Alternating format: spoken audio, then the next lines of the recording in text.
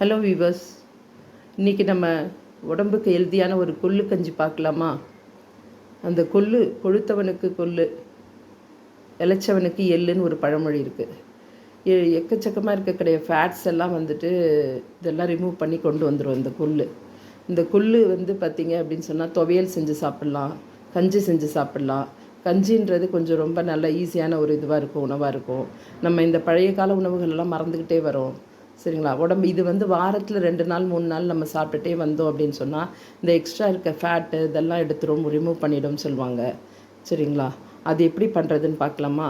அதுக்கு இப்படி ஒரு கடாயில் கொள்ளு, இப்போ ஸ்டவ் ஆன் பண்ணி இந்த கொள்ளு நல்லா வறுத்துக்கணும், சரிங்களா? வறுத்து நம்ம எடுத்து வச்சிட்டோம்னா தேவையானப்போ கொஞ்சம் கொஞ்சமாக எடுத்து நம்ம பொடி பண்ணிக்கலாம். இந்த மாதிரி நல்லா வறுக்கணும்.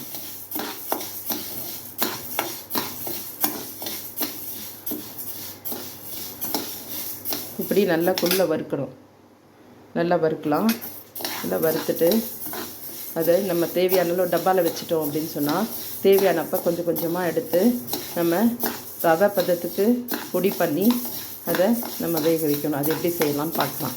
முதல்ல இதை நல்லா வறுத்துப்போம். இந்தளவுக்கு நல்லா வறுத்துட்டு அதை ஒரு தட்டில் நம்ம மாற்றிக்கலாம். நல்லா ஆற விட்டு ஆறின பிறகு சூடு ஆறின பிறகு நமக்கு தேவையான அளவு எடுத்து நம்ம பொடி பண்ணி வச்சு ரவை பதத்துக்கு பொடி பண்ணிடலாம். ரவை பதத்துக்கு பொடி பண்ணிவிட்டு நம்ம எப்படி செய்யலாம்னு பார்க்கலாம். இந்த அளவுக்கு நல்லா பொடி பண்ணிவிட்டு மிக்சியில் இதை பாருங்கள் இப்படி இருக்குன்னு. இந்த மாதிரி ரவை பதத்துக்கு பொடி பண்ணிவிட்டு நம்ம அதை குக்கரில் சேர்த்துடலாம். இது மாதிரி இந்த குக்கரில் சேர்த்துட்டு தண்ணி ஊற்றி நல்லா ஒரு தட்டு போட்டு மூடி வேக வைக்கலாம். அப்படி தட்டு போட்டு மூடியும் வேக வைக்கலாம். அது ரொம்ப நல்ல டேஸ்ட்டாக இருக்கும் தட்டு போட்டு மூடி வச்சா. இல்லை நமக்கு டைம் ஆயிடுச்சு, ரொம்ப அர்ஜெண்ட்டாக போகணும் அப்படின்னு சொன்னால் நம்ம விசில் விட்டு ஒரு 4 விசில் விட்டு கூட நம்ம எடுத்துக்கலாம். எது வேணாலும் பண்ணலாம், சரிங்களா? இப்போ பார்க்கலாம். இங்கே பாருங்கள், இந்த அளவுக்கு தண்ணி சேர்த்துட்டு நான் ஸ்டவ் ஆன் பண்ணுறேன். ஸ்டவ் ஆன் பண்ணி நல்லா இந்த அளவுக்கு நல்லா தண்ணி சேர்த்துருவோம். தண்ணி சேர்த்து இந்த அளவுக்கு நல்லா தண்ணி சேர்த்துருவோம்.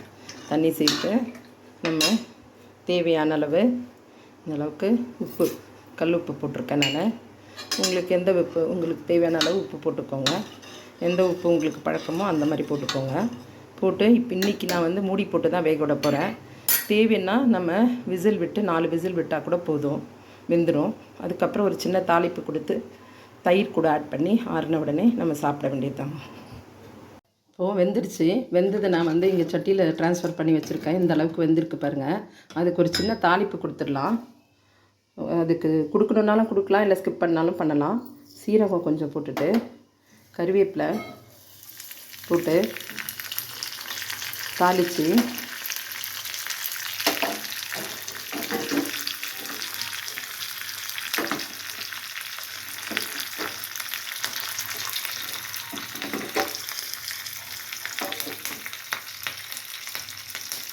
இப்படியே இதில் போட்டுடலாம். அதுக்கப்புறம் கொஞ்சம் நல்லா ஆறினதுக்கப்புறமா ஆறிடுச்சு. இப்போது நல்லா ஆறி இருக்குது. இதில் இப்போது இந்த அளவுக்கு மோர் இதில் ஊற்றுறேன். அவ்வளோதான், முடிஞ்சிருச்சு.